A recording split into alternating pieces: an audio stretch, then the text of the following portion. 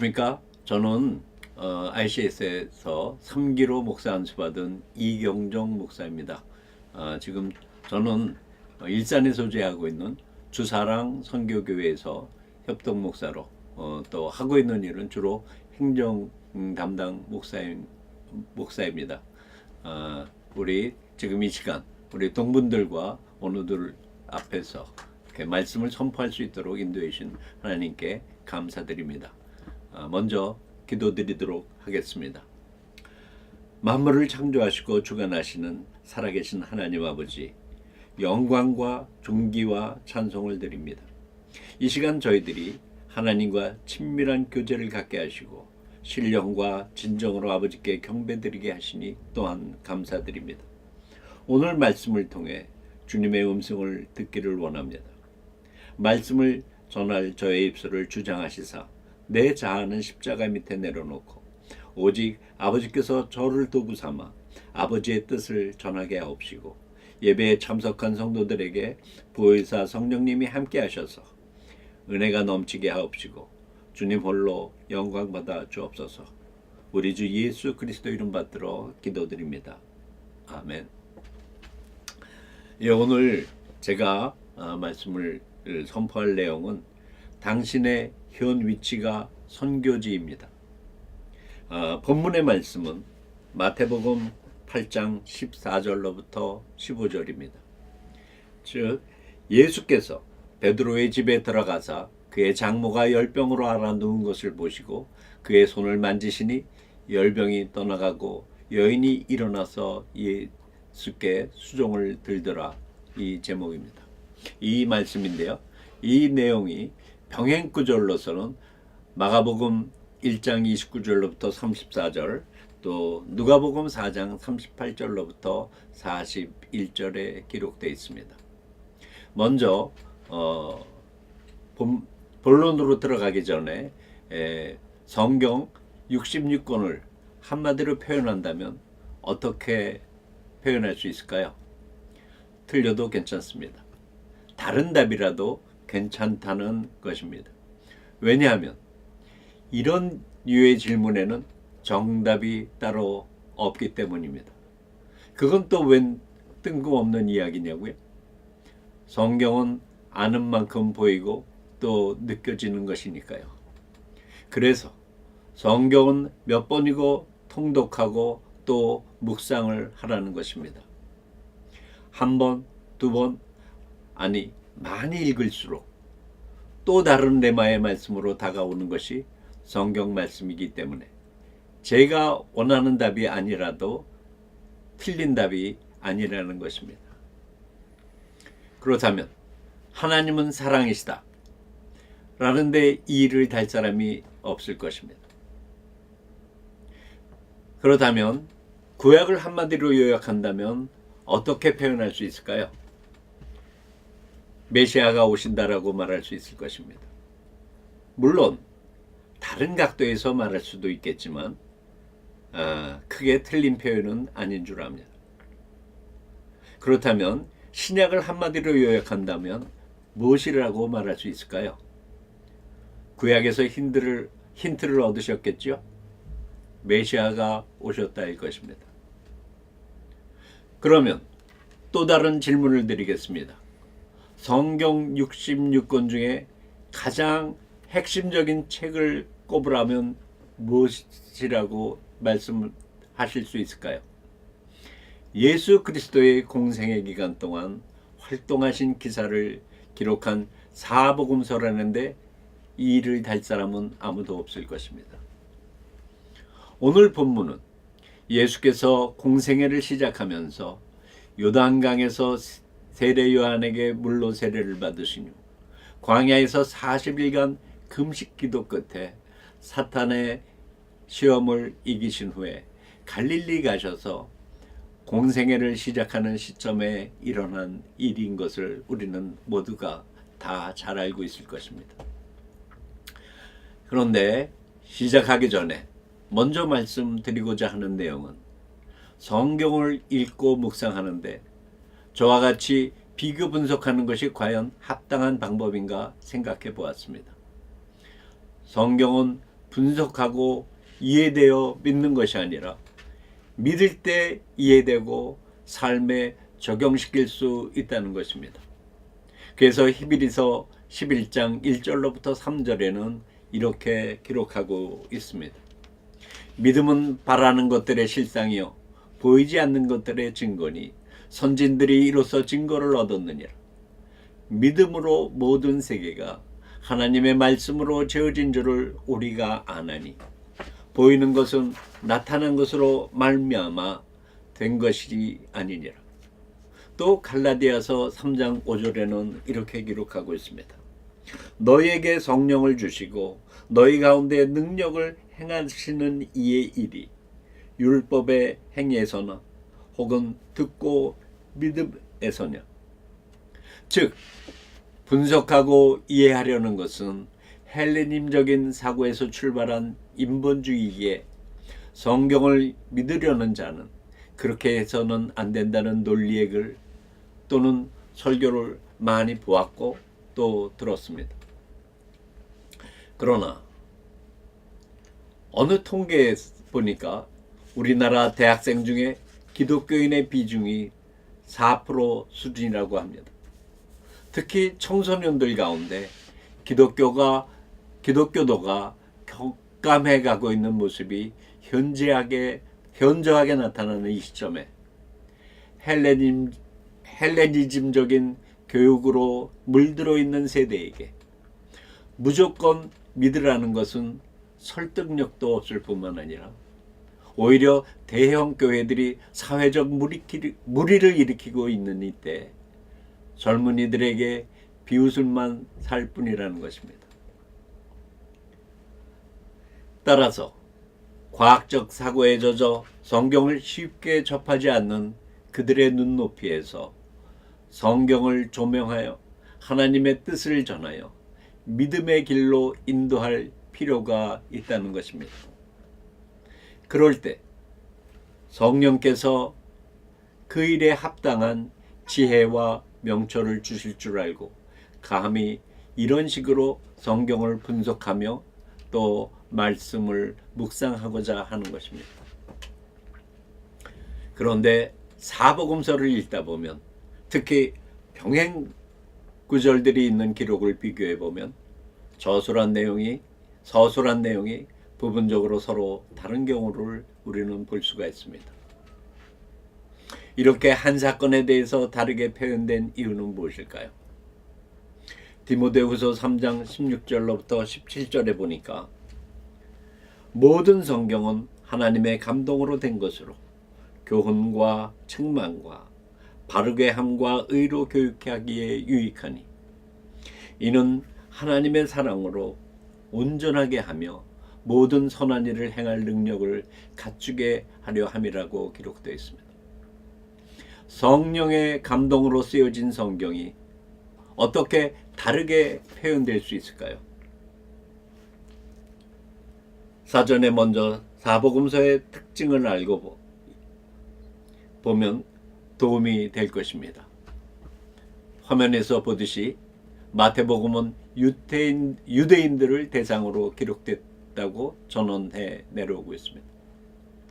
마가복음은 로마인들을 대상으로 베드로에게 들은 이야기를 기록한 것으로 전해져 있고요. 누가복음은 전 세계를 대상으로 기록되어 있고 또 요한복음은 교회를 대상으로 기록했다고 성경학자들은 이야기하고 있습니다. 여기서 우리가 또 다른 각도에서 생각할 것은 30년 전의 일을 회상하면서 쓴 것으로서 기자들의 지식과 성품 또한 기질과 습관, 직업 등이 반영된 것으로 생각됩니다. 다시 말해서 성령의 감동에 의해서 썼더라도 기록한 사람의 기질을 최대한 활용하셨다는 것입니다. 예수님의 공생애는 30년부터 33년까지인데 성경이 기록된 시기는 대략 60년에서 70년 사이로 전해져 내려오고 있습니다. 30년이 지난 뒤에 성경이 쓰여졌다는 것입니다. 예를 들자면 올해가 2017년인데 1980년경에 있었던 일들을 함께 겪은 사람들과 과거를 회상하면서 대화를 나눌 때 내용은 같으나 표현이 다른 경우를 발견할 수 있을 것입니다. 그것과 같은 이유인 것입니다. 다시 말해서 지금 이 자리에서 1988년 우리나라에서 열렸던 올림픽에 대해서 여러 사람들이 모여서 이야기를 나눌 때 각 사람마다 조금씩 다르게 기억하고 있는 것을 발견하게 될 것입니다. 우리나라가 종합적으로 몇 위를 했는지, 또 각 종목에서 메달을 몇 개씩 땄는지, 이러한 이야기들을 서로 나눌 때 관심이 많은 사람은 상당히 많은 부분을 정확하게 기억하고 있겠지만, 그렇지 않은 사람은 정확하지 못하게 기억하고 있을 것입니다. 그래서 오늘 성경에서 구체적인 예를 들겠습니다. 화면에서 보시면 베드로의 장모의 열병을 치유하신 장면이 기록되어 있는데요. 마태복음 8장 15절에서는 그의 손을 만지니 열병이 떠나갔다고 했습니다. 마가복음 1장 31절에서는 그 손을 잡아 일으키니 열병이 떠났다고 했습니다. 누가복음 4장 39절에서는 예수께서 가까이 서서 열병을 꾸짖었다고 이야기하고 있습니다. 30여 년 전에 예수께서 가버나움에서 베드로의 장모의 열병을 치유하시는 장면이 공간복음에 모두 기록되어 있습니다.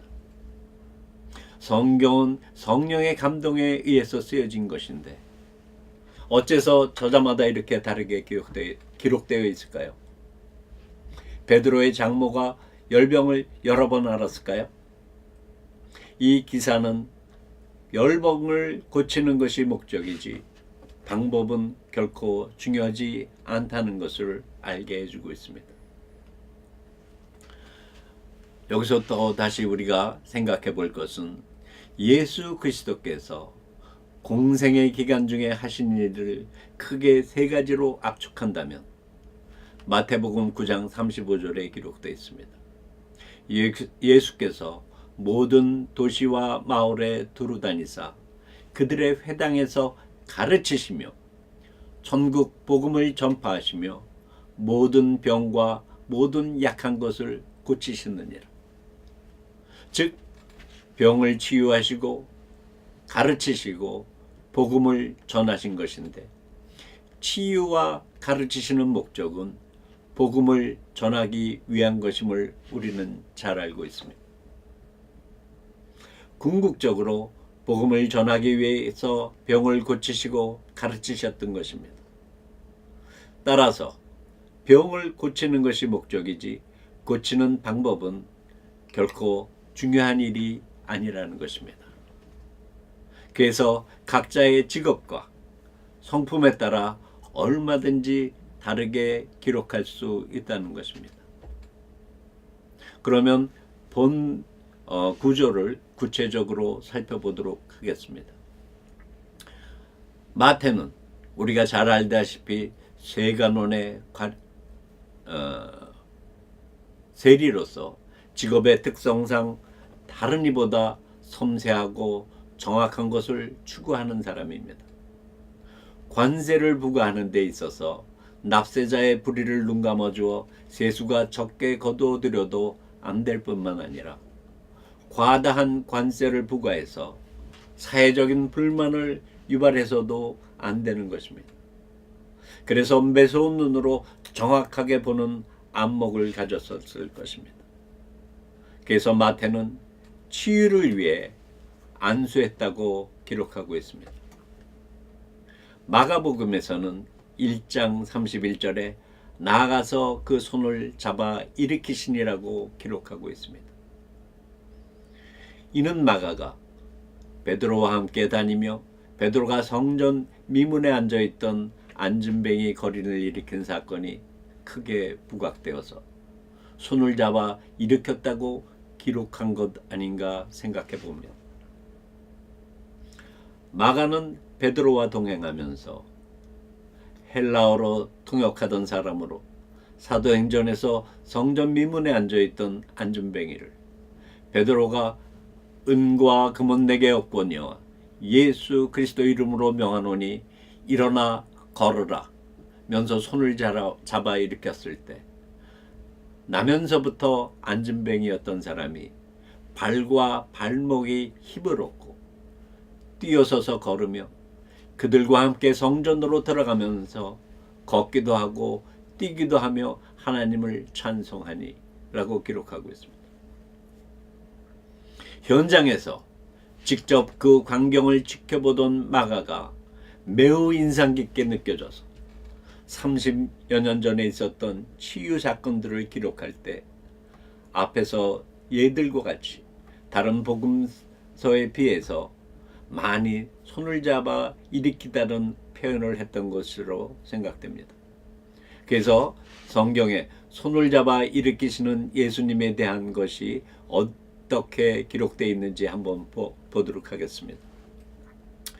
사도행전 3장 1절로부터 10절에 성전 미문에 앉아있는 안진뱅이를 일으킬 때, 7절에 보니까 오른손을 잡아 일으키니 발과 발목에 힘을 얻었다고 기록하고 있습니다. 또 오늘 본문의 말씀처럼 마가복음 1장 31절에 나아가 그 손을 잡아 일으키니 열병이 떠나고 여자가 그들에게 수종을 드니라고 기록하고 있습니다. 마가복음 9장에서는 말 못하고 못 듣는 귀신 들린 아이를 축사하신 후에 27절에서 예수께서 그 손을 잡아 일으키시니 이에 일어서니라고 기록하고 있습니다.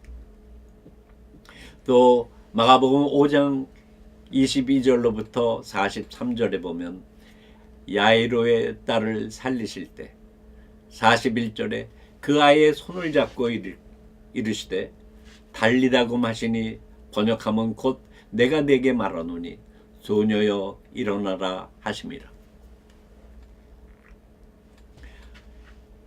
누가는 어떻게 기록했을까요? 열병을 꾸짖었다고 기록하고 있습니다. 우리가 잘 알다시피 누가는 의사로 알려져 있습니다. 그 당시 외상 환자는 그 당시의 치료법에 의해서 치료했겠지만 내과적 질병의 환자는 1500년대 중세기에서 현미경이 발명되기 전까지는 병원군에 의한 질병은 악한 영에 의한 질환으로서 악한 영을 쫓아 치료했기 때문에 악한 영을 쫓아 병을 낫게 했으므로 열병을 꾸짖었다고 기록하고 있는 것입니다. 따라서 기자들의 지식과 성품과 기질과 직업 또는 습관 등에 그대로 사용해서 성경을 기록하신 것을 우리는 볼 수가 있습니다. 나아가 여기서 우리는 이런 것들을 깨닫게 해줍니다. 첫째, 왜 현대는 이러한 이적이 일어나지 않을까요? 치유 은사가 2000년 전 예수 그리스도의 공생의 기간이나 초대교회에서만 일어난 일시적인 현상으로 제한시킨 것은 우리가 성령의 역사하심을 우리의 합리적인 사고로 제한시키고 있지는 않은가요? 둘째로 성경을 무시로 묵상하며 다양하게 읽어 참뜻을 깨달아야 하는 것입니다. 성경은 하나님의 말씀입니다. 철저하게 신본주의인 것입니다. 내 생각, 내 철학으로 재해석하려 하지 말고 성령님의 도우심을 받아 오직 성경에서 해답을 찾아야 하는 것입니다. 셋째로 하나님의 뜻대로 깨닫기 위해서는 우리 일상생활에 아주 적은 일이라도 늘 하나님께 묻고 듣고 순종하는 훈련을 쌓아 습관화되어야 하겠습니다. 넷째, 하나님은 지금 이 순간에도 우리의 모습 그대로 성도들 각각의 현재 상태에서 사용하신다는 것입니다. 지금 당신은 어떤 위치에 있습니까? 학생입니까?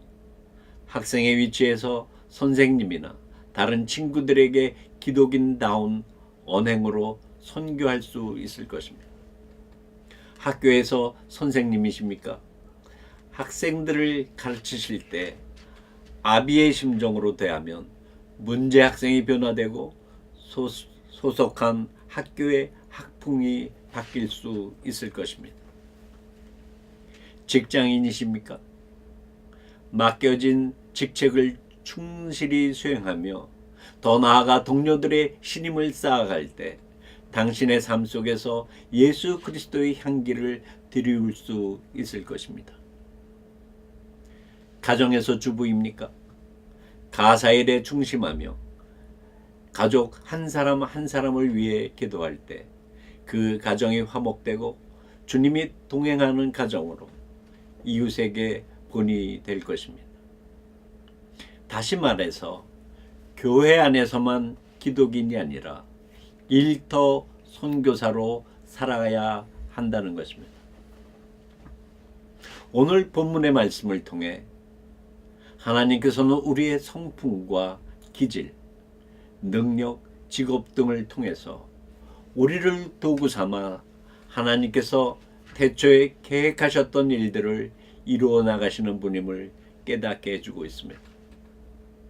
따라서 우리는 항상 주님 앞에 성결한 모습으로 언제 어디서나 주님이 사용할 수 있도록 성결함을 갖추도록 성령께 온전히 맡기며 날마다 이웃들에게 하나님의 사랑과 능력을 전하는 사랑의 통로가 되시기를 축원합니다.